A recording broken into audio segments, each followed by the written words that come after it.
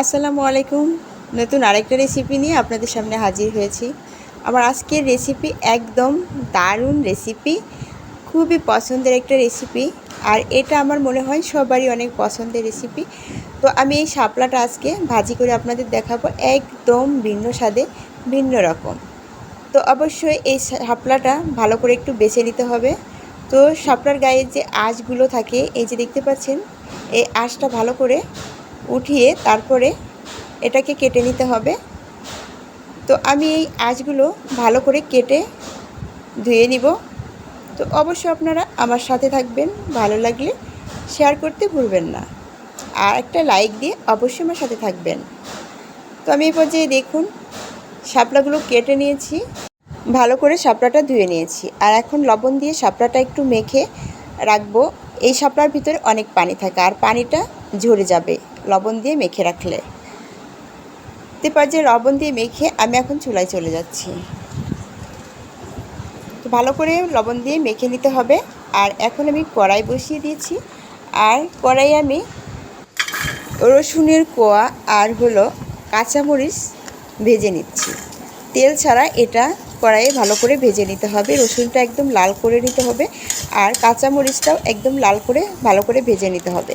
এরপর যে দেখুন ভাজাটা হয়ে গেছে, এখন আমি এটা উঠিয়ে নিব। আর এটা উঠিয়ে ব্লেন্ডার কিংবা পাটা দিয়ে ভালো করে বেটে নিতে হবে। এখন আমি এই প্যানে আবার তেল দিয়ে দেব। তো সরিষার তেল, অবশ্যই সরিষার তেল দিয়ে এই শাপলাটা রান্না করার চেষ্টা করবেন।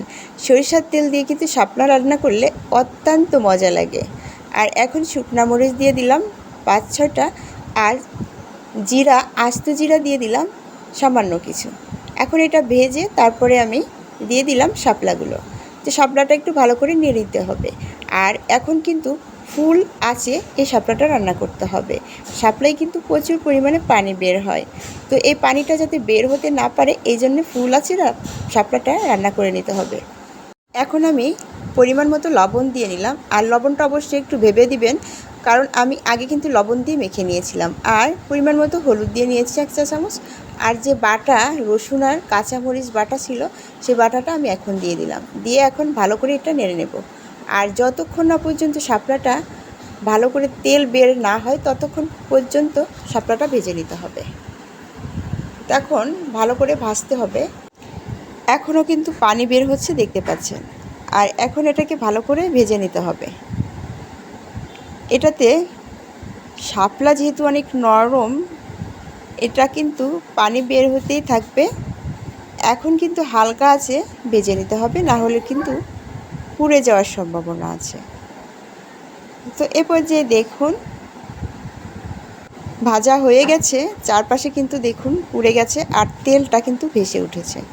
এরপর যে আমি এখন নামিয়ে ফেলবো।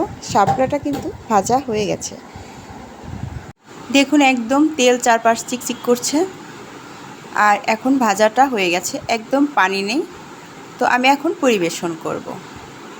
এরপর যে দেখুন আমার পরিবেশন করা হয়ে গেছে, দেখে বোঝা যাচ্ছে ভাজিটা কেমন হয়েছে। আর কেমন লাগলো অবশ্যই আপনারা জানাবেন। ভালো লাগলে লাইক কমেন্ট শেয়ার করতে ভুলবেন না। ফেসবুক পেজ থেকে দেখে থাকলে অবশ্যই ফলো দিয়ে পাশে থাকবেন।